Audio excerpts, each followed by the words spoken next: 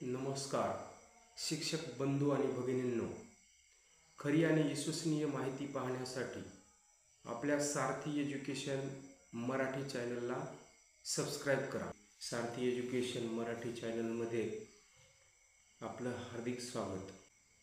आजचा विषय घेऊन आलेलो आहे की कालच एक महाराष्ट्र प्राथमिक शिक्षण परिषद मुंबई याने एक परिपत्रक काढलेलं आहे आणि त्या परिपत्रकाचा असा विषय आहे की 2025-26 या वर्षामध्ये UDAS+ प्रणालीमध्ये इयत्ता 2री ते इयत्ता 12वीपर्यंत विद्यार्थ्यांची नोंदणी जिल्हा स्तरावर सुरू करण्यात आलेली आहे.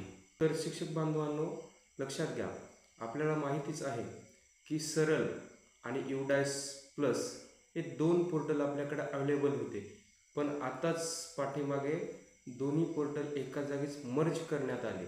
म्हणून आता UDAS प्रणालीमध्येच आपल्याला विद्यार्थी नोंदणी करायची आहे आणि याच विद्यार्थी नोंदणीवरून आपल्या शाळेमध्ये किती पद राहणार आहेत किंवा कुठलं पद उडेल या संदर्भामध्ये 29 तारखेची आपल्याला डेडलाईन त्यांनी दिलेली होती. तर आपल्याला माहिती आहे, पहिलीच्या विद्यार्थ्यांना आपण डायरेक्टली आपल्या शाळेचा UDAS आणि पासवर्ड टाकून आपण त्यांना ॲड करू शकतो. परंतु जे विद्यार्थी 2रीपासून पुढं 12वीपर्यंत आलेले असतील आणि त्यांची नोंदणी जर UDAS+ला नसेल तर आपल्याला मात्र पंचायत समिती स्तरावरून आपल्याला ते विद्यार्थी ॲड करावे लागतात. त्या संदर्भातच एक परिपत्रक कालच्या डेटमध्ये आलेलं आहे.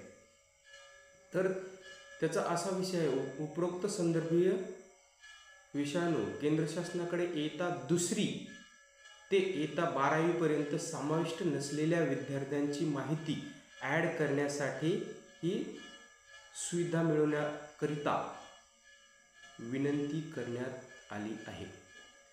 त्या अनुषंगाने कालच्या डेटमध्ये 29 सप्टेंबर 2025 पासून केंद्र शासनाने जिल्हा स्तरावर UDAS+ प्रणालीमध्ये इयत्ता 2री ते इयत्ता 12वीपर्यंत विद्यार्थी समाविष्ट करण्याची सुविधा उपलब्ध करून दिली आहे.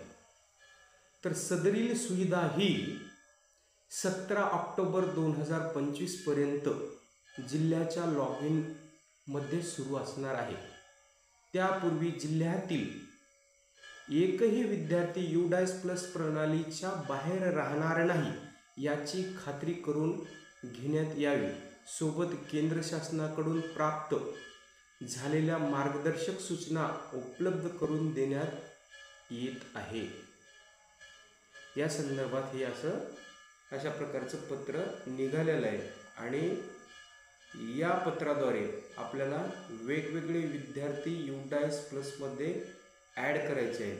कारण आपल्याला माहीतच आहे, संच मान्यता यावरतीच आधारित आपल्या शाळेला जे काही पद मंजूर होणार आहेत ते याच बेसवर होणार आहेत. तर अगोदरच प्राथमिक शाळेची स्थिती ही चिंताजनक आहे. अगोदरच जे पद मंजूर आहेत तेच भरण्यात आलेले नाहीत.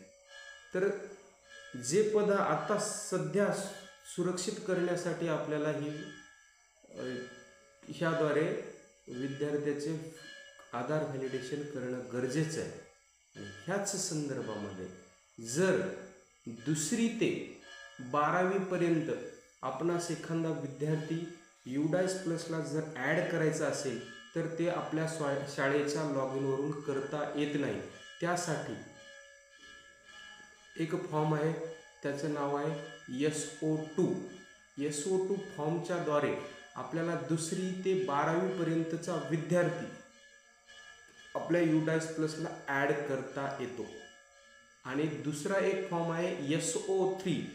याद्वारे आपल्याला कुठल्याही विद्यार्थ्याच्या डेट ऑफ बर्थमध्ये, नावामध्ये, जेंडरमध्ये किंवा त्याच्या पत्त्यामध्ये किंवा आधार नंबरमध्ये काही दुरुस्ती असेल तर SO3च्या माध्यमातून आपल्याला ती दुरुस्ती करता येते.